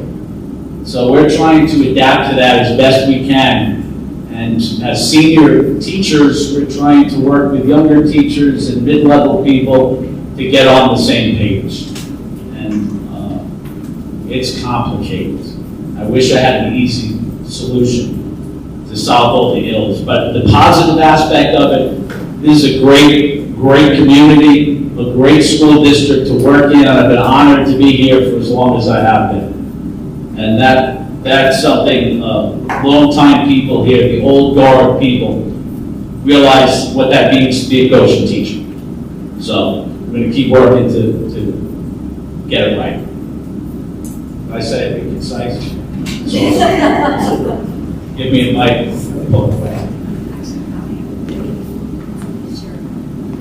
I'm Marie Panzer. I teach social studies here in the high school, and I have a daughter in 8th grade and a 5th grade daughter as well. And I just feel like everything that I'm hearing from parents, and as a parent myself, is you're echoing my biggest fear, and that's like keeping my kids safe. Keeping my kids safe from an intruder, keeping my kids safe from toxic relationships and drug addiction and all of those things. Like that is my biggest fear, that I can't keep my kids safe. Sometimes from the climate crisis too, but that's another story. In this building, I know my daughter in 8th grade and 5th grade, they come home, they tell me everything. Your kids tell us things. We are trying to address their mental health. We do care, we decompress. It is just such a complicated problem and we can't solve it in 40 minutes. So I feel like these are good meetings to have, and I just want to echo what Michael said, like these new teachers we have grew up having intruder drills. I didn't. I do remember the drugs, I was a senior, Michael was a second-year teacher. But we are working to try to make this a better place and a safer place. You can't have instant communication though, because information is not available instantly. That's a hard ask. Your kids are going to text you immediately because they have immediate access to you, but we don't know the situation. And to tell teachers, we can't know immediately either. I actually want my administration securing the building before they need to tell me what's going on. They tell me to hold in place. We do have a procedure. We look at our door, make sure no one's in the hall, grab any kids that need to come in. Our doors are locked. It's a hold in place. We're hanging out as is. We don't really continue instruction. That's usually start playing games and just keeping, people relaxed. Lockdown is a different deal. So I don't want instant communication. I want you to make sure my kids are safe. And me, but definitely my kids. So I value that I come to work every day and I do feel safe. And I value that you trust us with your kids. Does anyone who hasn't had a chance to speak yet want to share about what they value most about district and school communications? No? Some nods? Okay, so then with that, I think I'll move on to our third and final question. Thanks so much for hanging in there. Question number 3. As you consider what you've shared and what you've heard here tonight, what next steps would you like to see?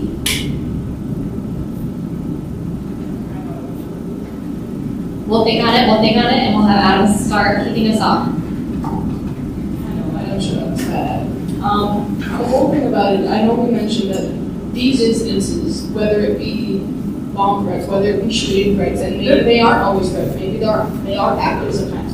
they're not going away. And from a student's perspective, I've prepared for a polling place. I've prepared for a lockdown. I've prepared for a fire drill. I've prepared for tornado drills in upstate New York. However, I don't know how I'm supposed to evacuate if there's a bomb. I don't know how I'm supposed to evacuate if there's an active shooter. I don't know what I'm supposed to do. I don't know how these drills are formulated, who comes up with them, how they're regulated, whether for evacuation drills when it comes to, like I said, fire drills and stuff like that. I don't know who comes up with those things, but maybe we need to come up with one for, how to evacuate in these situations. And not every situation is the same. But you mentioned earlier, sir, that where are we supposed to go? If we have to leave the building, if they're evacuating us, where's my mom going to pick me up? I can't drive to school yet. Where am I going? How do I get there? When am I doing it? And that's not always going to be, not a fire drill. It's not going to be, hey, there's a fire, get out of the building, go that way. It's not the exact same thing every time, but having that plan and being able to practice it in some way, shape, or form, I feel like as a student and probably as administrators and teachers, knowing how that's going to work can help make communication easier once we know the general physical practice of everybody goes here, people stay here, and how that works. Anyone else? No. Oh, sorry. What's your name, Adam? Adam. You got a lot of good ones. You're doing very well. A couple of things I'd like to see, to your point.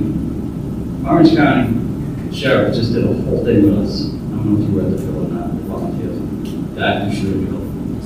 Something like that this school should absolutely do. It was very informative. You guys did a great job. As far as the administration and everything, you guys are doing a great job, and that's why we're doing our kids every day. But I'd like to see that every school's on the same page, just wrapping up what everyone else was saying. There's a lot of miscommunication. One school's doing one thing and one school's doing the other. That's where the SOPs come in. That's where everyone's on the same page, and we're standing up and reading the procedures. We know where our staging area is, we know where to go and what to do. And you do have a lot of resources in this community.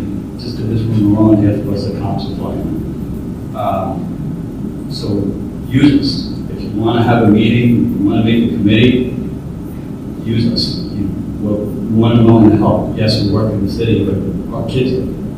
I've been doing fire prevention for the last 17 years. So all those kids, when I see them up to 5th grade, they're answering the questions. They all remember me since preschool, and they all know what to do. So if we can start young and tailor it to their age group, then by the time they're in high school or in junior high, they'll know what to do. And we don't have to scare them at first, but at least tailor it to their age, and this way they know what to do. Back when we were in school, we used to have the air drills and the hurricane drills that they grew up on Long Island. So we got to change it a little, but educate them a little better. Otherwise, and the kids need to be spoken to. That's the big thing. They just need, we need to grow with them. They can teach us and we can teach them. So that's it.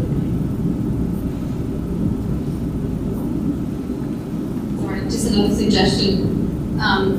Is there any way this district can talk to other districts in the area or within the state or the country or whatever and see how they handle these types of things as far as communication? To reach out to other schools to find this stuff out? I had no idea that you guys were doing all this stuff behind the scenes, so that was good to know. I'm glad to hear that. But that type of communication would be great as parents to know that that type of stuff's going on, because a lot of us had no idea.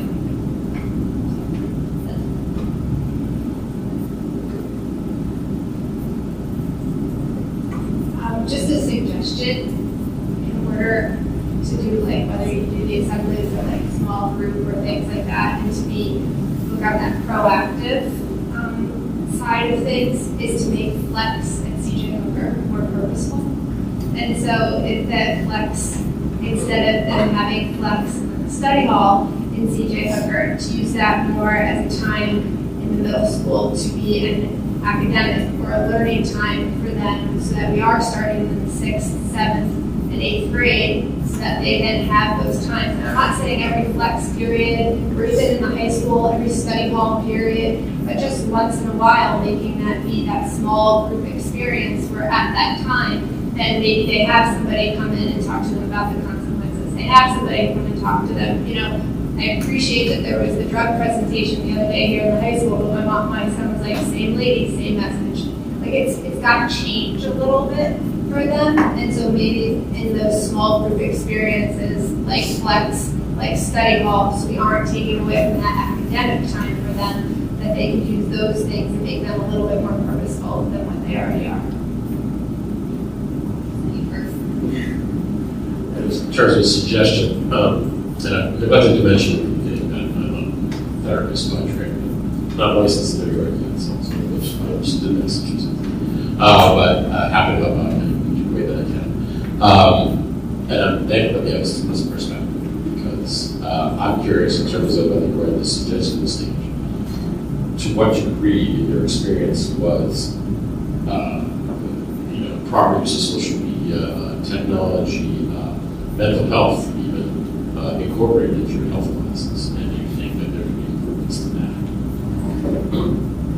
Thank you.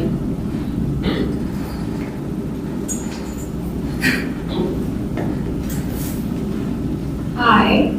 What I'd like to see, I think, is a little bit more socially emotional learning to the kids. I'm a class of 2, accidental moved back during the pandemic, and we have a reunion coming up, so I'm chatting a lot with all the kids we go to grade. And we just talk about, like, we can't imagine another kid in our grade even joking about hurting us or like bringing a gun to school, something like that. And I talked to my daughters in 3rd grade, and I'm like, ooh, so-and-so, like, these kids, they've been alone for 2 years. They don't know each other, they don't trust each other. And I think that is like a huge thing that we have to address, where the kids need more, like, how do I communicate? What's the right way to communicate? Like, this is obviously going to follow me the rest of my life if I make this road. I shouldn't do that because I'm going to scare everybody else. I would go with my friends and their parents, and their parents are going to be mad at me. Yeah, so I think that's a huge, huge thing, like, as a community to address, and as parents for their kids.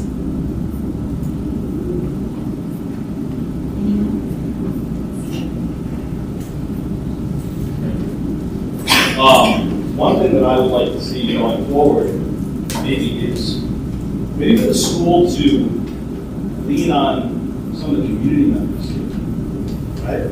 For anything that can help your students. What I mean by that is, in our community, sure, we've got cops, we've got firemen, we've got nurses and doctors, we've got pharmacists that come in and talk to the kids about drugs. You've got business people that can come in and talk about business-related materials, right? Just in this room alone, like, look, I'm a New York City cop, right? Big jurisdiction. I'm sitting next to a sergeant and a chief of police 2 towns over. I can learn from them just as much as they can learn from me in any instant. We have a retired firefighter over there, right? I do a lot of work with the fire department. I'm in the fire academy twice a week teaching the firemen, right? So there's a lot of disciplines that can be brought to the table to help the district out, right? By leaning on us. Even if it's something as, look, let's be honest here. If in a real world situation, if there's an active shooter that comes in here, I don't mean to talk about the bad things, right? But if there is, it's the teachers that can be the first ones to provide medical for the kids.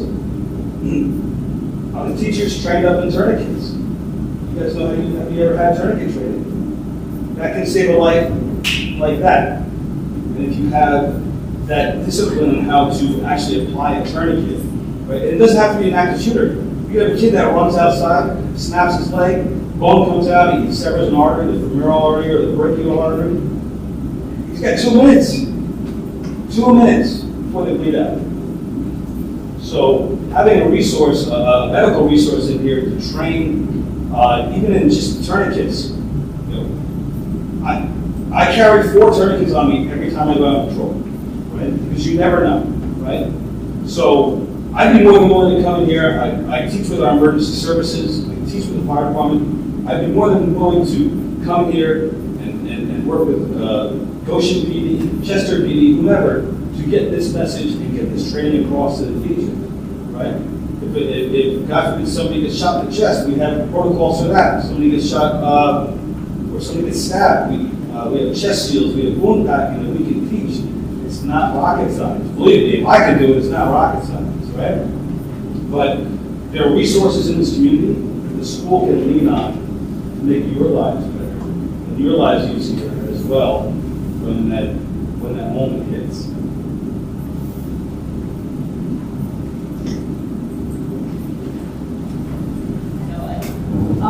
As a student, I would need to learn about mental health sometimes, but it's not prevalent. I mean, we get 2 mandatory health classes we need 3 credits, or 2 credits to graduate. We get a mental health course in like 6th, 7th grade. 7th grade, yeah, we get 1 mental health course, and that's it for middle school. And then when we make our way to high school, we, as sophomores, mandatorily have to take health and wellness, and that is general just health education. However, we have an awesome health teacher who takes us and we learn how to handle a student in a mental health crisis, how as another student, how we can report that, how we can notice it, how we can help it. But we get 1 class, 1 year. And I feel like, we have other health classes. We have first aid CPR. That is one of the other common credits that kids take. I took it, I got certified, but I also feel like not enough kids take it. We had that Narcan training last year around that time spring break happened, or around spring break we were having all those drug doses. My sister has 2 boxes of Narcan in her car, 1 from her training, 1 from mine. And we learned, and it was helpful. It was helpful training, and I think I will use it, If one day, God forbid, it happens, it's a resource that is there that we have, and learning things like that, learning how to help in those situations, having a course to teach us like that is really important. And I feel like we have a lot of students who did take first aid, CPR. My sister is a volunteer EMT. I know 3 other volunteer firefighters in this high school. That's students. But I also feel like having a general opportunity for training I'm not saying every Joe Schmo should take up this kind of hero complex and just become, hey, I'm the guy who can save everybody because I know how to apply a tourniquet. I'm saying it is a general skill that I feel like would be really beneficial for a lot of people. It's not everybody's job to act in crisis. If you don't want to and you don't feel like you're going to be helpful, stand back. There are other people that will help, but I feel like giving that training to kids who do want to help, who do want to be active in situations like that, might be helpful, especially if there is no access. If there's, hey, you're locked in a room, nobody's going to get you for the next 20 minutes. How can I help my friend? How can I make this easier for someone, whether it be mental health or physical?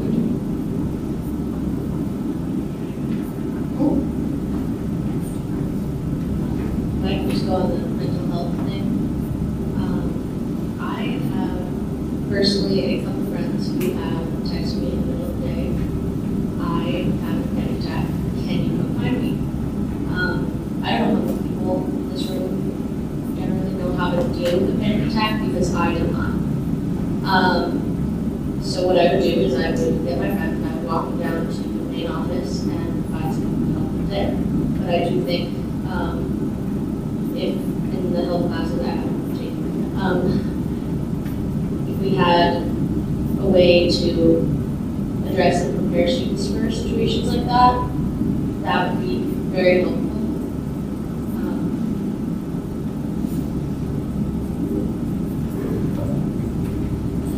So I just want to say that Mr. Kessler wrote before about the security assessment.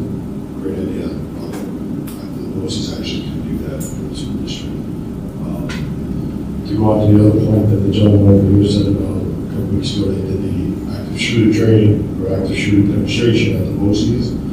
I was actually at the meetings with Steve Kuhnhaus at the beginning, when we put out to all the school districts, and it was concerning to me that there was any school district out there, and this was actually said, when they brought up the date of when it was going to happen. Well, we can't go there, or we're not going to be able to get our teachers to go there, or we have a superintendent's conference that we can't go. It was not Goshen. I'll make that perfectly clear. Goshen did not say that. But the fact that there were school districts out there that said that was very concerning. Because to me, what price can you put or what inconvenience can you put on the students' head? To me, there is none. I love the idea of the training for the tourniquets, to stop the bleed training, the CPR training. Fantastic idea. I think that should definitely be incorporated going forward. Teachers and students. That's, I guess, what I was trying to say as far as my point before. Everybody needs to buy into this. You need to buy into the bomb threats, the active shooter threats, the drills, the training. What kind of training do the teachers do for this? Do the teachers know what the police officers are doing when stuff like this is going on? I can only speak from my own experience. Remember, early November, we did that with the Justice School District, Giant Village Police Departments. We pulled the teachers in the hallway, and we showed them what we do. Going through the rooms, going down the hallways, how we search them with the canine does. I think that should be done as well going forward. And finally, my last point I want to make is that with the cell phones and everything else, with Snapchat, if what Adam said before was true about that person got that phone back, to me, ultimately it falls on the parents. The parents are the ones that first line need to be checking the phone, making sure the kids understand. Listen, if you do this, you will never see it. I know I'm not with my daughter. I can only speak to my daughter as far as I go. She has her cell phone out in school. She knows it's for emergency only. That's it. So I think that the parents also have to take a look at themselves and realize that we're the first line of defense. We are the ones that need to sit there and instill what consequences are going on and what can happen with each other. I just wanted to add one more thing. When I said involving the community as a resource for the teachers and administration, I personally believe that having somebody from the outside come in and talk in the classroom, right? Let's say something is going on. Let's say in health studies they talk about drugs, right? I'm assuming that's where they talk about drugs. All right, so what's going to have more impact? Pharmacists talking to them about that drug for a class, or the gym teacher that they're going to go out and play street hockey with right afterwards. And I don't mean that as a slight. I'm just saying that sometimes a different voice can have can keep the attention more of kids. That's the person. I could be wrong with that, but I firmly believe that having somebody that's in that particular discipline to speak about a certain subject, it's not taking anything away from the teacher, right? It's just another voice that adds to whatever message they want to get across. And as the Chief Chester said, we run a lot of full-scale exercises in the city at major landmarks. We've conducted them at Citi Field, Yankee Stadium, Lincoln Center, hospitals, and now we're moving into the Board of Education. And we just did one 2 weeks ago. One of the most crucial aspects of running a full-scale exercise, especially in an active shooter, it's so the employees or the teachers can see, you said this, how we actually operate. What happens when we come inside, right? Because on the police side, we're trained to go after the threat, right? And we will go through every room and do whatever we have to eliminate that threat, right? Sadly, we will be stepping over people to get the bad guy. That's what our SOP is. I'm sure it's the same around here. It is. So we're going to have to bypass people that are hurt, right? Because once you stop that killing, now you can get to work on who the victims are, right? So I think it's super important that if there's ever a full-scale exercise that's done here in Goshen, that the teachers need to be a part of it and play a role as a victim to see exactly what happens, what the cops are doing, what the fire department, what EMS is doing, what the canine unit is doing. And then once they get into it, then they work their way back, and they'll get I think everybody will get a better appreciation of what actually happens. Thank you. Does anyone else have thoughts on next steps? I'm sorry, I swear this is my last suggestion. Maybe bring a recovering drug addict, a recovering alcoholic, somebody who's been in prison, something like that, at high school level, to talk to the kids and say, hey, you don't want to mess up because you don't want to end up how I ended up, that type of thing. When I was in high school, back in the early 90s as well, back in Monroe, they had, they had this thing where they brought the bad kids to a prison. And I wasn't part of the bad kid group, but I was so curious to see what was going to go on, so I voluntarily went on this field trip, and we ate with prisoners. We had to, they were upset if you didn't finish the meal that was in front of you.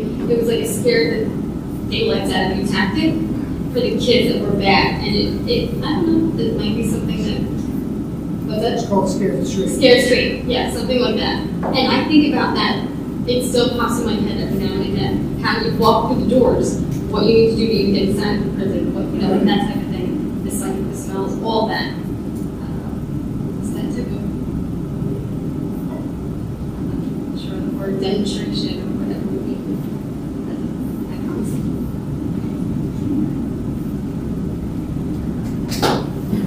I don't know if anybody last year was at that presentation, that the kids, who do it before they went to the prom last year.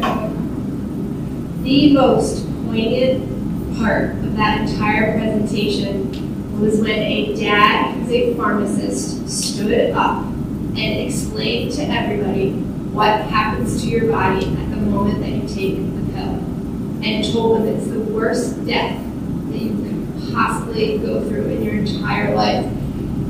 That part of that the video was wonderful, the gathering was amazing, but that moment, people applauded that man. His daughter definitely slouched down in the chair, was definitely embarrassed. But I believe he probably saved life that night in how he spoke. And it's those, I know it's like that shock value for the kids, but it's just, I think, along those lines of hearing the real deal and hearing something different that I think is important for the kids with drugs, with decisions they make with their phones, with everything like that. I do think the parents have to hear that too. I think we do put a lot of pressure on the district. And I think it is a parent thing, but the reality of it too is that unfortunately there are some kids who don't have those discussions with their parents, who are raising their siblings, whose parents are working late. And so our teachers are our kids' second mom and dads a lot, and so it does have to come in, going back to the value, I think all of us here value the teachers because we know that you're watching over our kids and we're appreciative of that. And I think that needs to be known for the teachers that not one of us here is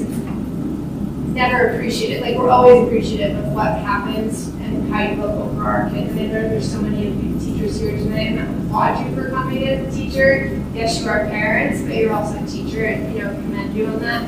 As for a step that I would like to see, some response to tonight.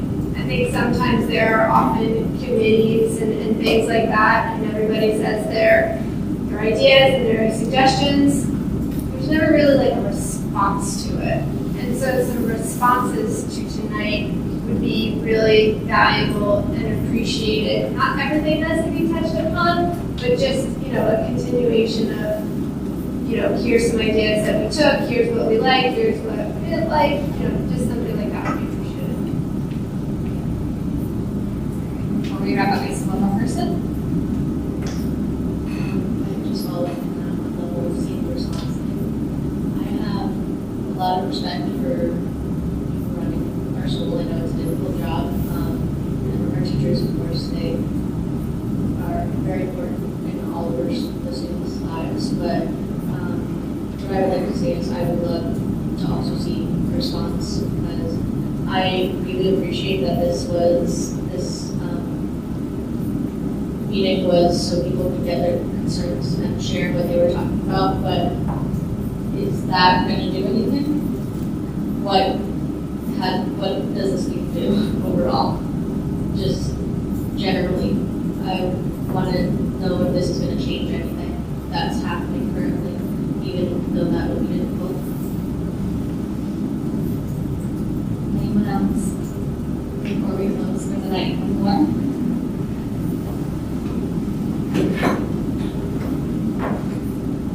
Just wanted to ask the question, and I don't know if anybody can actually answer it, but hearing what they did the training in Chester and trained the teachers and went in and showed the school how, professional, the faculty of the school, how it works on a daily basis, or however you want to say it. I'm just curious to know how come Chester and it didn't happen in Goshen? Like, is it because the towns don't talk to each other? Like, is it because you guys were a little bit more proactive than we were? Is it because your parents screamed a little louder than we did? Like, why is it? Maybe there are other things going on in Monroe Woodbury that we don't know. I feel like, is there not a time where all of the administrators sit down and communicate with each other? Is there not this kind of a roundtable discussion between all of you higher ups that say, hey, this is what's working for us here.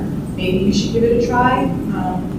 Just curious how that works. I mean, is it us against them, or do we actually come together like all of Orange County to ever sit down and share this kind of stuff?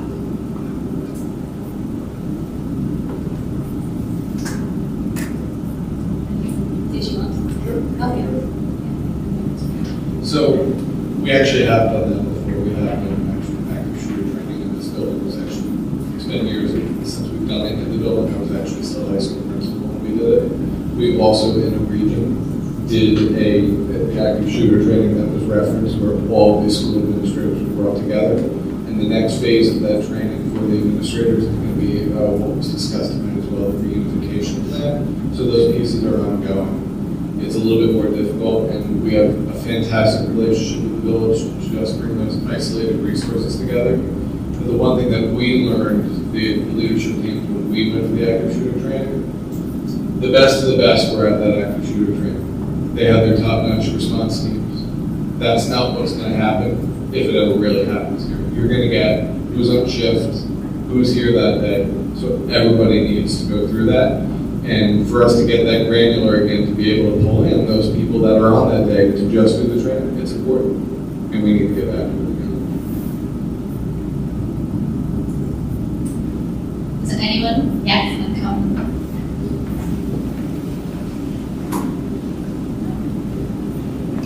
Hi, my name is Jacqueline. I'm a teacher and I'm a mom. A couple of things that just come to mind in hearing the students here. I also have a student in this school. The concern of drugs, not only, communication things and threats and all of that, the drugs, right?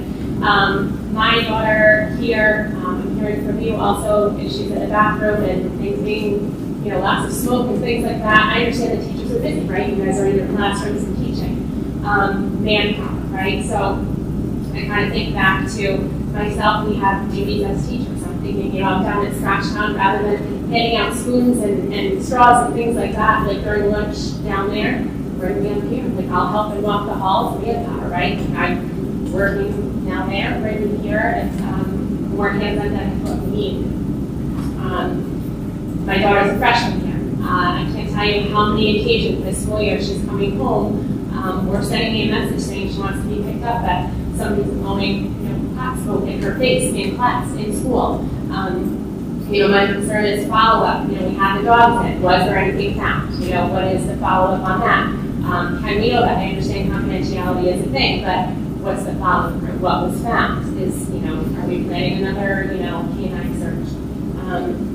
Just that. I'm volunteering. If I can be of any help, like we had said, bringing community members in as parents, I'm also an employee, so I'm willing. Bring me up. I'll help. I know the teachers have a job in the classroom, so we need more hands on deck in the hallways, bathroom areas. I'm willing to do so much to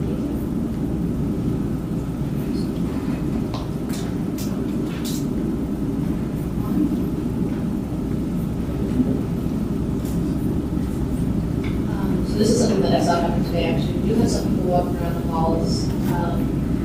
And today I was walking by the bathroom to get to my visual communications class, and there was one of the ladies who walks around the hall making sure kids aren't skipping classes or leaving the hallways or just in general. And she was standing outside of the boys' bathroom yelling, "Who has the vape?" And when I walked by, they were just getting hit with a very strong smell, and then she couldn't do anything about it except stand there and ask who had one. Thank you. Okay, so before we wrap up, I'm going to hand things off to Dr. Coates for closing remarks, but I just wanted to thank you all for sharing what's on your hearts and minds with me. I think it's really evident that everyone here in this room has a lot of care, commitment, and concern for the school community. So With that, thank you so much, and I'll hand things off. Thank you very much. And this is almost stole from me where I wanted to close. And the most important thing is that you do see results in action from this. There are some things that were spoken about this evening where there's already processes and some planning in place to make sure that we can make some changes moving forward. We've had communications seminars, Christine and I have talked about 500 different strategies on how to communicate better. But the message loud and clear is it needs to be different. Sometimes when you think you're doing well and you don't listen, you don't know that there's more that you can do. And tonight was very revealing for me. There's other pieces too in terms of training that we've already started to put in place. But it's going to mean nothing if you don't see it, if you don't feel it, if you don't hear it, and if you don't know about it. Please know you will see that. Your presence here tonight has affirmed for me that we need to do more. We need to do better. And the minute that we stop saying that we can't do better, we can't do more, it is probably the minute that I need to move on. And I will give you my affirmation tonight that you will see that. You will see those changes that you're asking for because the world is changing. The world is different. The school looks different. I think about not just the physical footprint of this building, but the behaviors, the times, the teachers. It's also very different from just 12, 15 years ago when I started here as high school principal. And I think Mr. Isaac said it well.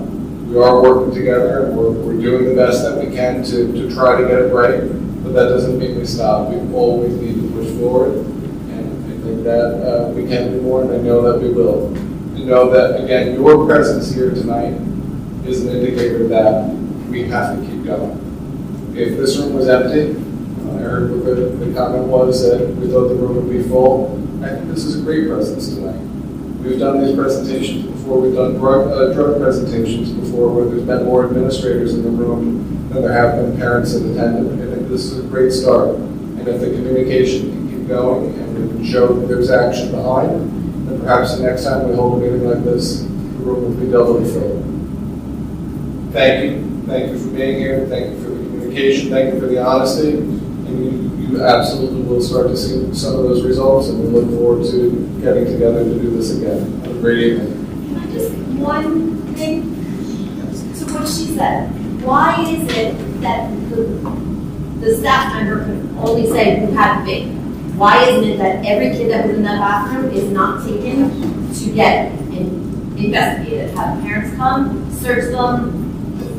Why is like all of those kids should be, instead of her saying, well, who has it and nobody admitting it, why isn't all of those children should be taken to the office, their parents should be called, get permission, find out what was, show them that they're gonna get in trouble, instead of just standing there saying, well, nobody told me who it was, so we'll just be back here tomorrow doing the same thing.